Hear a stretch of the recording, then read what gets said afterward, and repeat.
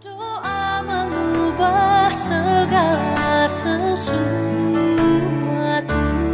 Saya akan membacakannya untuk kita semua dan Bapak Ibu jemaat dapat melihat pada Alkitab masing-masing. Dengan perikop doa Paulus. Itulah sebabnya aku sujud kepada Bapa, yang daripadanya semua turunan yang dalam sorga dan di atas bumi menerima namanya. Aku berdoa supaya ia menurut kemuliaannya menguatkan dan meneguhkan kamu oleh rohnya di dalam batinmu, sehingga oleh iman Kristus diam dalam hatimu, dan kamu berakar serta berdasar dalam kasih. Aku berdoa supaya kamu bersama-sama dengan segala orang kudus dapat memahami betapa lebar dan panjang dan tingginya dan dalamnya kasih Kristus, dan dapat mengenal kasih itu sekalipun ia melampaui segala pengetahuan. Aku berdoa supaya kamu dipenuhi di dalam seluruh kepenuhan Allah. Bagi Dialah yang dapat melakukan jauh lebih baik daripada yang kita doakan atau kita pikirkan, seperti yang ternyata dalam kuasa-Nya yang bekerja di dalam kita.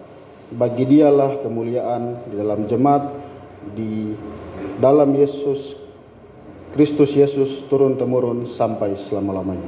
Amin. Shalom. Luar biasa ya kita pada hari ini. Lagu-lagu kita bikin mulut agak sedikit yah begitu sudah. Dan karena tidak terbiasa dengan nyanyian-nyanyian ini, sehingga kita menyanyinya agak sedikit melebar. Ya seperti itulah.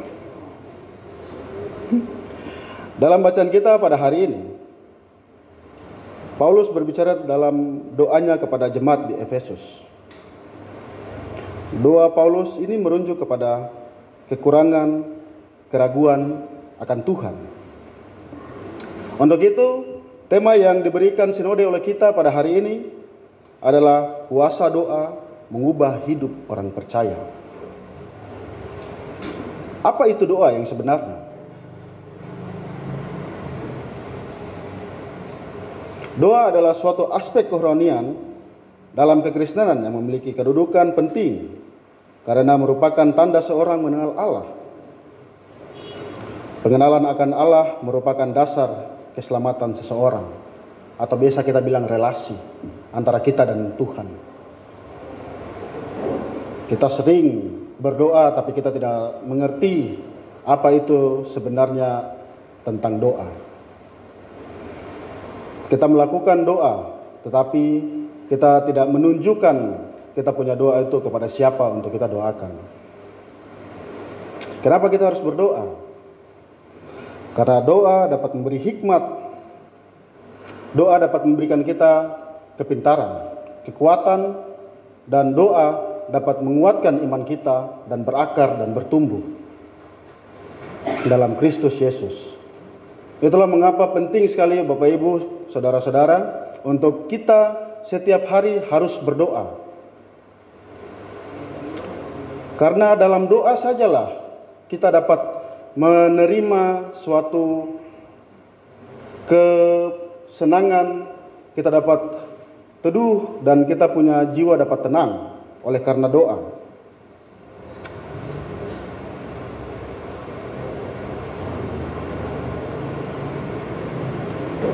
Dalam doa kita sering juga berbicara tentang hikmat. Kadang ada yang tidak mengerti tentang apa itu hikmat. Sering kita berbicara tentang bertindak bijak untuk sesama kita, tetapi dalam kenyataannya tidak.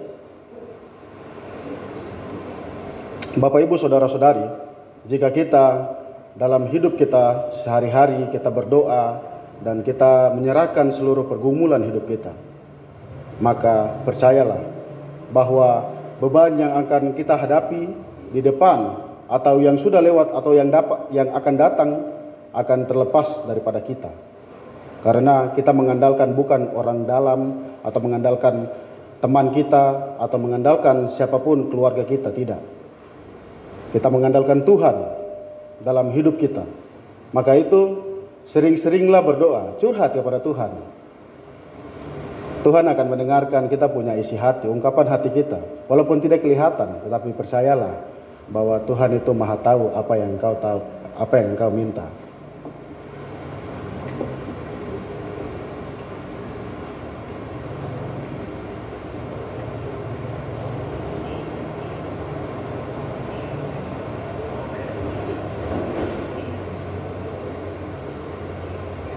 Dan jika kita belum atau tidak pernah berdoa, maka saya cuma mau bilang kepada Bapak Ibu, saudara-saudara, kita harus bertobat dan kita harus punya waktu khusus untuk berdoa. Karena di dalam doa itulah kita akan menerima semua yang akan diberikan oleh Tuhan. Kuasa doa itu adalah suatu yang besar.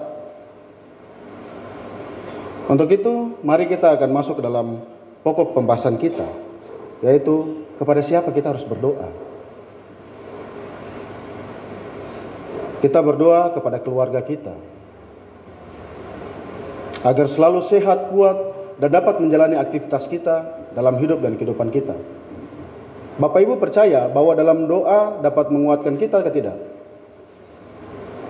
Kalau percaya, Bapak Ibu harus buktikan dan harus melakukannya. Karena jikalau kita berdoa saja lalu kita tidak melakukannya, melakukan apa yang Tuhan mau, itu sama saja dengan kita berbohong kepada kita punya diri sendiri. Kita harus berdoa dan bekerja, ora et labora.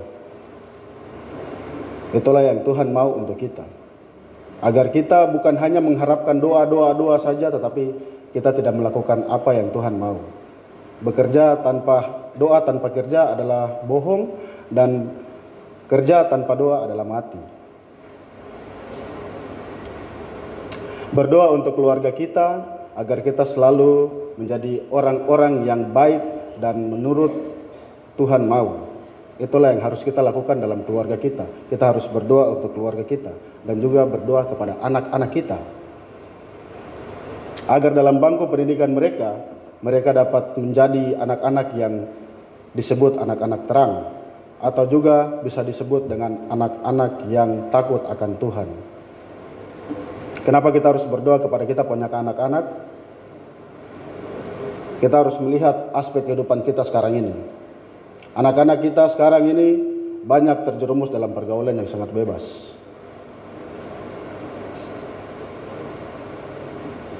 Mereka selalu bermain keluar daripada apa yang kita ajarkan dalam rumah.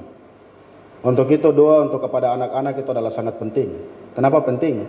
Karena nanti ada bahasa yang bilang kayak begini, orang tua tidak tahu didik anak.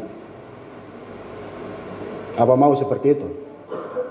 Untuk itu bukan hanya kita berdoa, tetapi kita harus minta hikmat dan tuntunan Tuhan, agar dalam mendidik anak-anak kita dapat menjadi teladan yang benar dan dapat mencontohkan yang baik kepada anak-anak kita. Kepada sesama kita. Kenapa kita harus berdoa kepada sesama kita? Banyak sekali sekarang ini yang terjadi dalam kehidupan kita. Mungkin di rayon lain atau di rayon ini juga saya tidak tahu. Tetapi saya cuma mau bilang, banyak sekali gosip-gosip yang tersebar. Satu bikin salah, satu ini datang bicara. Satu bikin salah, satu ini datang bicara. Semua bicara hal yang sama. Dari mulut ke mulut, itu tidak akan menyelesaikan masalah. Tetapi kalau kita sebagai orang percaya, kita melakukan pendekatan kepada orang itu, atau kita berbicara langsung, kalau kau salah, kita bicara langsung, tegur di tempat. Kasih tahu langsung. Itu akan menyelesaikan masalah daripada kita hanya berbicara untuk gosip kepada orang lain, kiri kanan, itu tidak akan menyelesaikan masalah. Yang ada masalah hadir tambah banyak, tambah besar, dan persekutuan kita akan pecah. Untuk itu pentingnya kita berdoa kepada sesama kita. Bukan hanya tetangga kiri kanan kita, tetapi persekutuan kita, jemaat kita, dan pemerintah, dan semua kita yang ada. Janganlah kita egois kepada diri kita sendiri, tetapi kita harus menunjukkan kasih Tuhan itu kepada orang lain. Untuk muda-mudi dan pacar-pacarnya, haruskah berdoa untuk pacar? Yang muda-muda jawab. Apa? Tidak dengar, bicara kuat. Haruskah tidak? Harus. Kamu tidak harus bicara dulu. Macam ada yang harus mewakili kamu lagi, yang muda-muda bagaimana? Muda-muda, doa untuk kamu pacar itu penting. Karena apa? Kalau kalian hidup dalam Kristus, kalian punya masa depan yang akan nanti bersama-sama dengan pacarmu itu akan jalan seturut dengan kasih dan kehendak Tuhan. Percaya atau tidak? Amin. Kalau kamu tidak mendoakan kamu punya pacar-pacar untuk saat ini, saya tidak tahu nanti ke depannya bagaimana. Nanti satu baku pukul depan. Tidak ada keharmonisan antara satu dengan yang lain. Mudah-mudahan sekarang ini dong jalan sembarang-sembarang terus. Dong pergi ke tempat-tempat yang hal yang tabu sebenarnya untuk bicara di tempat ini. Tetapi saya harus mengungkapkan kepada muda-mudi untuk jaga kalian punya diri masing-masing.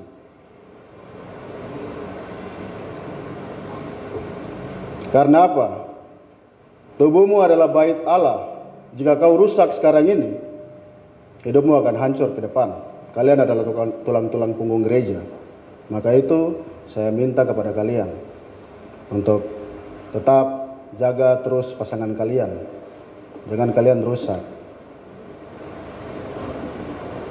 Dom punya orang tua tidak mau hal yang kayak begitu terjadi untuk dorang. Jadi jagalah pacar kalian seperti kalian menjaga diri kalian sendiri. Jangan takut, dia tidak akan lari. Alkitab saja katakan begini, Yakub menunggu Rahel itu 7 tahun.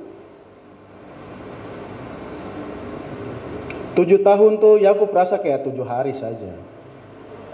Untuk apa? Untuk bisa bersama-sama dengan dia. Karena apa? Yakub berdoa, Yakub percaya bahwa Tuhan selalu akan menyediakan yang terbaik untuk dia.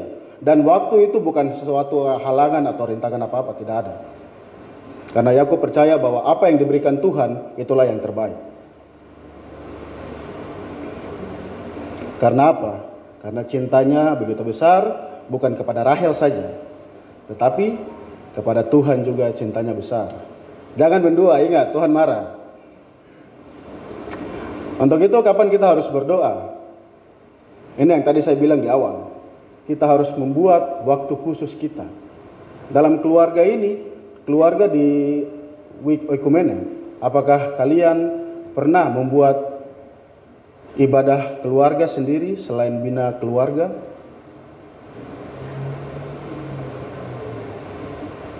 Kalau belum ada, maka saya minta kepada Bapak Ibu yang ada di Rayon Oikumene ini untuk menyisihkan waktu. Ini bukan saya paksa, tetapi ini harus ada komitmen sendiri daripada Bapak Ibu, agar ada waktu luang antara Bapak Ibu dan anak-anak untuk berdoa dan berbicara kepada Tuhan. Ini adalah suatu yang hilang daripada keluarga Kristen. Untuk itu saya mohon, saya mengangkat ini agar Bapak Ibu dapat melanjutkan kegiatan kita untuk berdoa bersama-sama dalam keluarga. Dan percaya bahwa dalam doa hidupmu akan dibaharui setiap waktu. Karena kalau kita tidak berdoa dalam keluarga kita sama saja dengan kita buang-buang waktu. Kita hidup kayak monoton, pulang kerja, habis itu capek, tidur. Tidak lihat kita punya anak istri, tidak lihat kita punya suami. Anak pergi bermain sembarang-sembarang, orang tua tidak lihat orang lagi, tidak perhatikan. Jam-jam kecil kayak begini nih yang harusnya kita pakai untuk relasi antara orang tua dan anak, kita berbicara. Orang tua zaman sekarang ini dong tidak pernah bicara dengan dong punya anak. Dong bicara kayak, "Adek, kamu nih sekarang bagaimana? Sekolahmu bagaimana?" Tidak ada, bukan orang Jawa, tidak ada. Kami tidak pernah bicara begitu. Jadi saya minta kepada Bapak Ibu saudara-saudara bahwa kalau kita menyiapkan waktu untuk berbicara kepada Tuhan lewat keluarga, maka percaya bahwa keluarga kita akan dituntun selalu kepada Tuhan Yesus Kristus. Jadi bagaimana kita menerapkannya, itu tergantung daripada kita semua masing-masing. Tuhan memberkati kita dengan firman-Nya.